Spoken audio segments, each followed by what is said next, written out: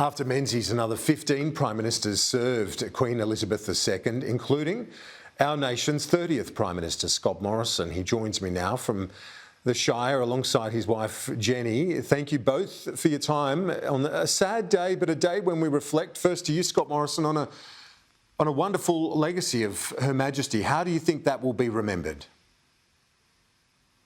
Oh, the greatest of all time, I think, Kieran.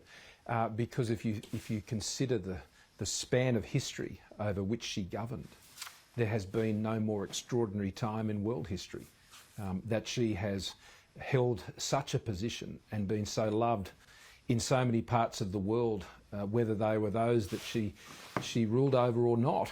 The affection for her was truly global. So today is a mixture of great sorrow, but one of also great thanksgiving, I think, and gratitude for a life incredibly well lived and well served. And I think that it will be her forever legacy.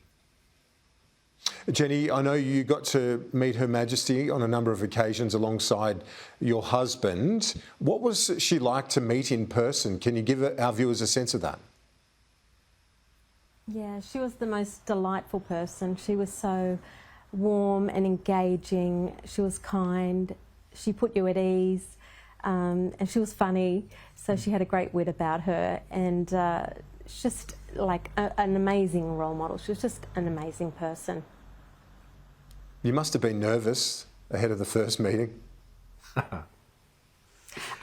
Yes, we were very nervous. I think Scott maybe more so than I.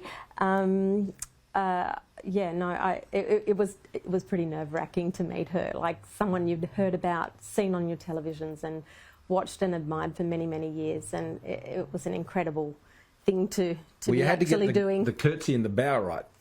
Yes. That was very important. The protocol of these visits, as every Prime Minister and others who have met the Queen will know, they really give you the drill before you go in, and because you hold her in such respect and honour, you very much want to get it right. And I've never been more nervous before any meeting in my life, but never more thrilled to have had the opportunity to have one such as that. Indeed, and I know that you've spoken about Her Majesty's strong but quiet faith. How do you reflect on that in terms of her 7 decades, extraordinary 7 decades of service? Yeah. Well, we forget, perhaps, those who don't know, that she was also the head of the Church of England, the Supreme Governor, I think it's referred to. And but I think when you look throughout the span of her life and the many things that she said and the quietness in which I think she expressed that deep faith she had, it was clearly a sustaining force in her life and brought her great sustenance and encouragement because she had a fair share of challenges. There's no doubt about that. Both as a sovereign and as a parent and a grandparent and more. So this was I think gave clearly her a stability and a solid rock for her own life. And that enabled her to be a rock, as Liz Truss, Prime Minister Truss has just said. I referred to her today as the rock of the Commonwealth. And I'm glad that role of hers, not just as sovereign of the United Kingdom and Australia, but of the Commonwealth more broadly, is being acknowledged today. When her and I spoke, she would often speak of the Pacific, particularly places like Papua New Guinea and Fiji and the Solomons and many other countries, Tonga, and with whom she had a strong affection as well, and the King of Tonga.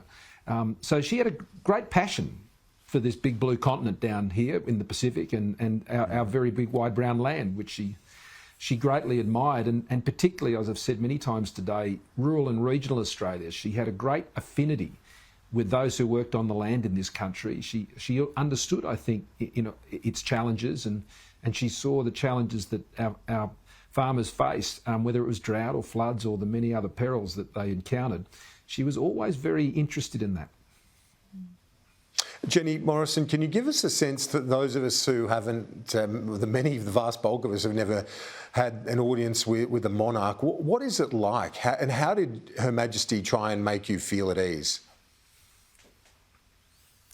Well, like I said, she wanted to engage you. So from the minute you're welcomed into her drawing room and sitting time, we get to sit and just take in what she wants to say. But she's trying to put you at ease, and she's chatting with you. She finds an interest that you might have, or we with her, and you just follow on with that conversation. But at all times. I think most of the royals, when you meet them, they do want to put you at ease. They've met people day in, day out, and they do. It's an easier conversation if you're the person you're chatting with is put at ease. So we felt very at ease, even though we were nervous. But her aim was to make us feel comfortable in that space, and she was just she was lovely. She was really lovely. And it doesn't really matter Scott Morrison, if Prime Minister or Prime Minister's wife or someone just that she would meet. She would do the same thing, and that would, I have no doubt, draw enormous energy from her. It must have been tremendously exhausting over such a long period of time, but she always seemed so full of energy and so keen and enthusiastic to embrace people and look into their lives and make sure they were seen and heard. I think that was a particular gift she had.